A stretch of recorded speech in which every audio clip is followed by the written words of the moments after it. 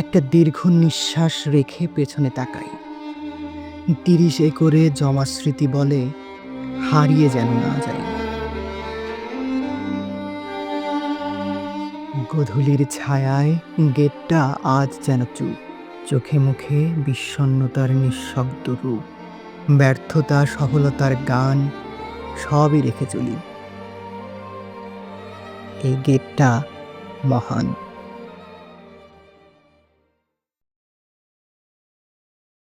অটোর গায়ে ধুলোমাখা আলো, আর আমি এক আগন্তুক।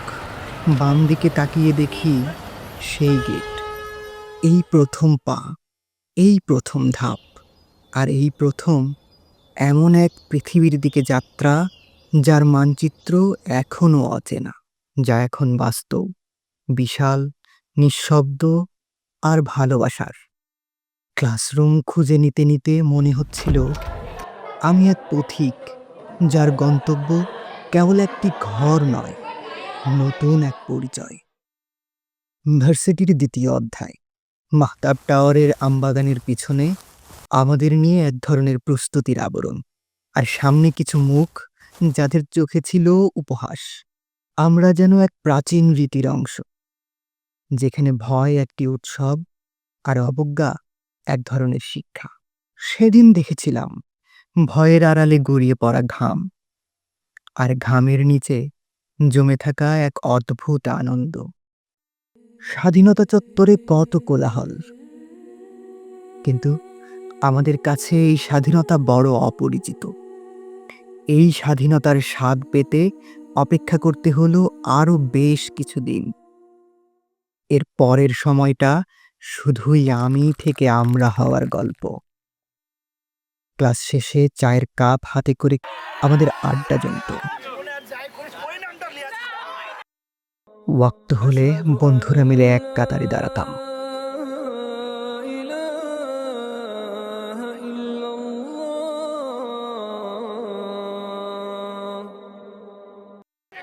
ভোরের আলো গায়ে মেখে যখন আমরা মাঠে নেমে পড়তাম ফুটবল কিংবা ক্রিকেট খেলতে, তখন ঘুম চোখে ক্যাম্পাসটা যেন ঠিক একটা জাগ্রত স্বপ্ন।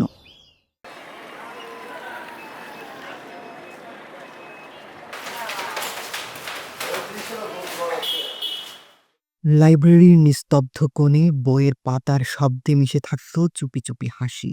লাইব্রেরিতে বসে কেউ রপ্ত করত পাওয়ার সিস্টেমের বড় বড় ম্যাথ, কেউ পড়তো সিটির পড়া, আবার কেউ বিসিএস এর বই নিয়ে ঘাপটি মেরে বসে থাকত।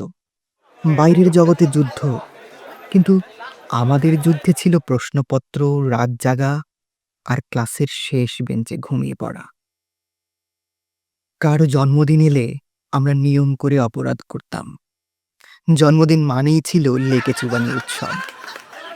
বন্ধুকে কাঁধে তুলে নিয়ে দৌড়, চিৎকার, হাসি আর জল ভেজা শুভেচ্ছা। সে রাগ করত না, ভেজা শরীর নিয়ে দাঁড়িয়ে হাসত, কারণ জানতো এটাই বন্ধুত্বের ভাষা। আবার কেউ অসুস্থ হলে আমরা একসাথে দৌড়ে যেতাম হাসপাতালে, যেন তার শরীর নয়, আমাদের হৃদয়টাই অসুস্থ। আমাদের এলাহি কাণ্ডে চিকিৎসকরা পর্যন্ত অবাক হতেন। বন্ধুত্ব এতটা গভীর হতে পারে। আর একটা হাস্যকর অধ্যায় ছিল অ্যাটেন্ডেন্স। একদিন স্যারের কাছে বন্ধুর হয়ে অ্যাটেন্ডেন্স দিতে গিয়ে ধরাও পড়েছিলাম। ধরা খাওয়ার পর স্যারের সেই গম্ভীর মুখ মনে পড়লে আজও নিঃশব্দে হাসি আসে। মারামারিও হয়েছে, তবে তার টিকে ছিল এই অল্প কিছুক্ষণ। ঠিক পরক্ষণেই আবার সেই একই মানুষকে নিয়ে জমে উঠেছে কোলাহল। বিকেলের নরম আলোয় ক্যাম্পাসের নির্জন কোণে বসতো আমাদের গানের আসর। কেউ গিটার হাতে তুলে নিত, কেউ কণ্ঠে তুলত প্রিয় সুর। সুরের মূর্ছনায় হারিয়ে যেতাম এক অন্য জগতে, যেখানে ক্লাসের চাপ, পরীক্ষার দুশ্চিন্তা সব ভুলে যেতাম। আবার দাদু গ্রুপের মাঠের ধারে সে এক আলাদা আসর বসত।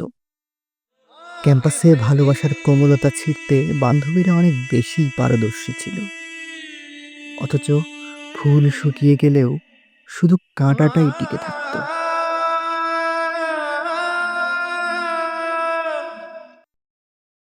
দিন ভাইয়ের বাইকে যখন বৌদি উঠত, হাওয়ার ছন্দ সবসময় অনুকূলেই প্রবাহিত হতো। রাতের নিস্তব্ধতা যখন সমগ্র ক্যাম্পাসকে আচ্ছন্ন করত, তখন আমাদের হলের কক্ষগুলো হয়ে উঠত প্রাণবন্ত উচ্ছ্বাসের কেন্দ্র। রাতের নীরবতা ভেঙে মেঝেতে গোল হয়ে বসে কার্ড খেলার আসর জমত। হাস্যরসের পরিবেশ, উত্তেজনা, বন্ধুত্বের বন্ধন, রাতভর খেলা, ক্লান্তি ভুলে যাওয়া। খেলার ফাঁকে ফাঁকে ক্ষুধা মেটাতে শুরু হতো রান্নার আয়োজন। সেই রান্নার স্বাদ হয়তো 5 তারকার রেস্তোরাঁর মতো ছিল না, কিন্তু বন্ধুত্বের ছোঁয়ায় তা হয়ে উঠত অমৃত সম। খাবার শেষে হলের ছাদে গিয়ে গোল হয়ে বসে চলত নির্ঘুম আড্ডা। মামার দোকানের ফুচকা ছোঁ মেরে কে আগে খেতে পারে, তার কম্পিটিশনে বরাবর শাহাদতই প্রথম হতো। আমাদের মাঝে কোনো গ্রুপ ছিল না, তবে সিটি শুরুর পূর্বে কিছু নামধারী গ্রুপ, যেমন বৌদি গ্রুপ, টাস্কিয়ান গ্রুপ, ইউনিটি গ্রুপ, দাদু গ্রুপ, বড়দের ইউনিটি গ্রুপ, এইসব চোখে পড়ত। ওই দিনের কাজ ছিল সবার আগে গিয়ে সিট ধরা, আর যতটা সম্ভব সামনে ফাঁকা রেখে পিছনে বসা। ক্লাস বা ক্লাস টেস্ট বাতিল হওয়ার সংবাদ যেন এক অপ্রত্যাশিত আনন্দের বার্তা নিয়ে আসতো। সকালবেলার ক্লান্তি ও উদ্বেগ মুহূর্তেই উধাও হয়ে যেত, আর মন ভরে উঠত মুক্তির আনন্দে। ক্যাম্পাসের সবুজ প্রান্তরে সময় কাটাতাম। লেকের ধারে বসে জীবনের নানা গল্প শেয়ার করতাম। বিশ্ববিদ্যালয় জীবনের প্রতিটি ল্যাব ছিল যেন এক একটি যুদ্ধক্ষেত্র। অন্তহীন পরিশ্রম, ধৈর্য আর সময়ের সঙ্গে লড়াই। কখনো ক্লাসে সময় মতো ল্যাব মিলাতে না পারলে পুরো গ্রুপের মুখে ছায়া নেমে আসতো, হতাশা ছড়িয়ে পড়তো নিঃশব্দে। কিন্তু ঠিক এমন এক মুহূর্তে যদি গ্রুপের কেউ একজন মুখে এক চিলতে হাসি নিয়ে বলে, দোস্ত আমারটা মিলছে, ব্যাস, ঠিক যেন ঝড় বয়ে যেত উৎসবের। আবার জেগে উঠত নতুন কিছু জয় করার দুর্নিবার তৃষ্ণা।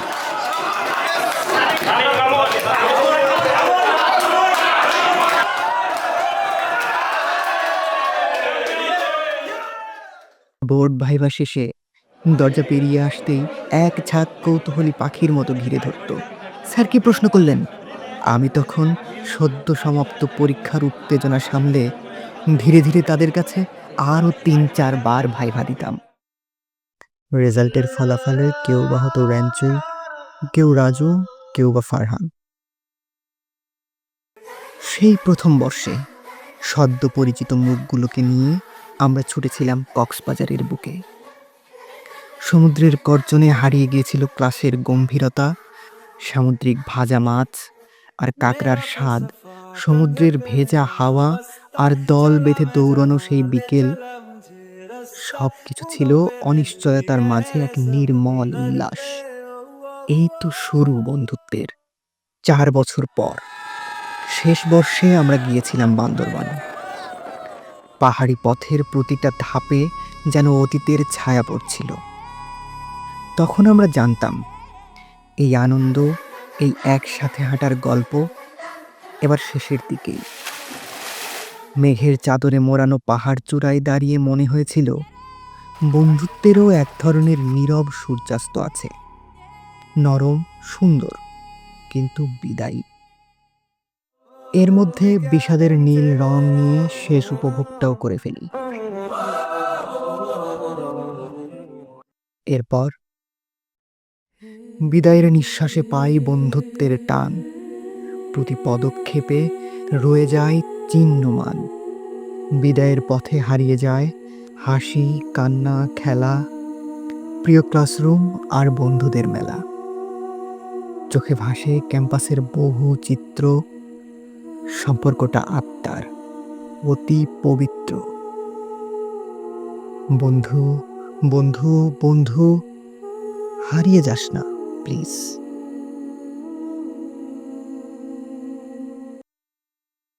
সমুদ্র আমাদের এক করেছিল, পাহাড় আমাদের আঁকড়ে ধরেছিল, আর মাঝখানে ছিল ৪ বছরের অগণিত স্মৃতি। আজ এই মুহূর্তে দাঁড়িয়ে যখন পিছনে ফিরে তাকাই, তখন দেখি সেই ৪ বছরের গল্পগুলোই আমাকে তৈরি করেছে। স্নাতকের সার্টিফিকেট যতটা গুরুত্বপূর্ণ, তার চেয়ে অনেক, অনেক বেশি দামি ওই বেঞ্চ, ওই চায়ের কাপ, আর ওই সেই রাতের আকাশ।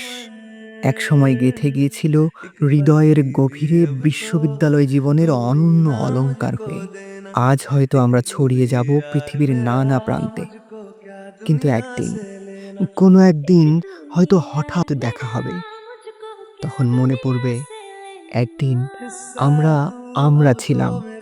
दिल के जज्बातों का तू लफ्ज है ठहरा हुआ बस मेरी बातों का हिस्सा है तू अब तो मेरे दिल के जज्बातों का तू लफ्ज है ठहरा हुआ बस मेरी बातों का आंखें कहती है तू सामने मेरे रहना एक तू ही यार मेरा मुझको क्या दुनिया से लेना एक तू ही यार मेरा मुझको क्या दुनिया से लेना